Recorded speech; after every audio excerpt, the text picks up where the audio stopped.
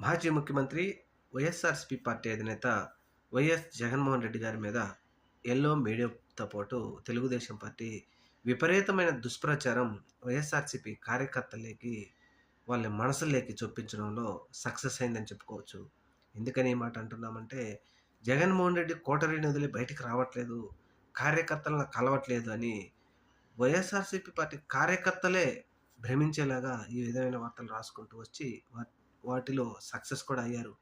అయితే 2024 సార్వత్రిక ఎన్నికల తర్వాత పార్టీ ఓడిపోయిన తర్వాత విజయసాయిరెడ్డి, బాలినేని శ్రీనివాసరెడ్డి లాంటి వాళ్ళు అధికారం అనుభవించి ఇప్పుడు వదిలిపెట్టి వేరే పార్టీలోకెళ్ళి జగన్మోహన్ రెడ్డి కోటరీ అని ఆయన నిందించారు. అయితే ఇప్పుడు మాజీ ముఖ్యమంత్రి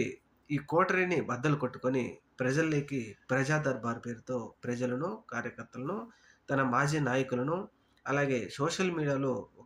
ఒక చిన్న పోస్ట్ పెడితే కూడా వేధిస్తున్న ఈ ప్రభుత్వం ఈ అందరినీ కలవడం కోసం ప్రజా దర్బార్ పేరుతో ప్రజలలోకి వస్తున్న మాజీ ముఖ్యమంత్రి